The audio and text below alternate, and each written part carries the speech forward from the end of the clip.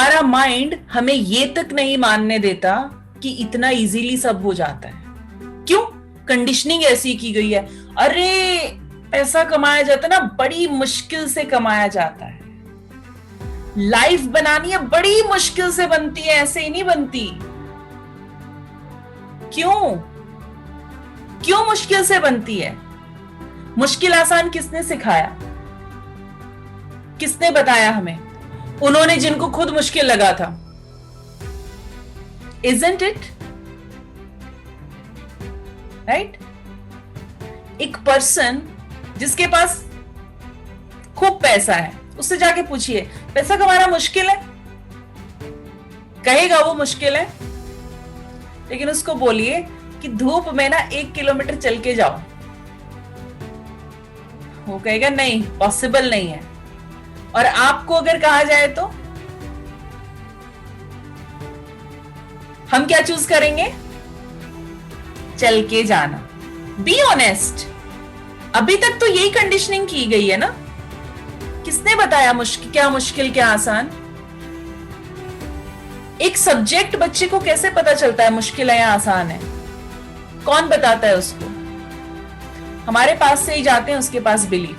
ऐसा होता तो साइंस में टॉप करने वाला बच्चा जो 100 आउट ऑफ 100 लेके आ रहा है, उसको क्यों मुश्किल नहीं लगती? उसको तो साइंस से अच्छा कुछ लगता नहीं है। और वहीं पर दूसरा है जिसके पल्ले साइंस में कुछ पड़ता ही नहीं है, उसको तो इतनी मुश्किल लगती है। क्यों? क्योंकि उसके माइंड के पास एक बिलीफ है कि ये बहुत मुश्किल है, इसमें तो ये करना पड़ेगा। और जहां करना पड़ गया बस वो करना पड़ेगा ही। या तो करना होगा बोलिए खुद को, या करना है बोलिए। ये पड़ेगा से दूर चले जाइए। हैव टू को हटा दीजिए अपनी लाइफ से। I want to, I am to do that. ज्यादा ही कुछ हो तो I need to do that. करना ही करना है, कुछ भी हो जाए। I need to do that. Why need to? Because I want this outcome. Change your vocabulary. Choose your words. What you are talking about. क्यों? क्योंकि आपका माइंड उसी पैटर्न को लेके बैठ जाता है। आप सोचिए, अरे सुबह सुबह उठना पड़ेगा, कैसी फीलिंग आ रही है? और अब बोलिए मुझे सुबह उठना है, एक्सरसाइज करनी है और उसके बाद अपनी स्किल के लिए काम करना है। What is the feeling? मुझे करना ही करना है। I need to do that. Why? क्योंकि मुझे अपने आप को डेवलप करना है, अपनी स्किल को एनहांस करना। I need to do that. अब बताइए क्या फीलिंग है? But I have to do that. अब चेक कीजिए फीलिंग। क्योंकि आपका माइंड फौरन पिक्चर बना लेता है कि जब हैव टू है तो आप कैसे कर रहे हैं। जरा सोचिए, you have to wake up. Think about the image. उस वक्त आपके एक्सप्रेशन क्या है when you are waking up?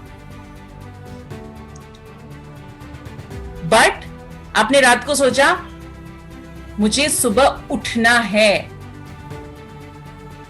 और उसके बाद आप सुबह उठ गए। अब क्या फीलिंग है? अब क्या इमेज है? Check it.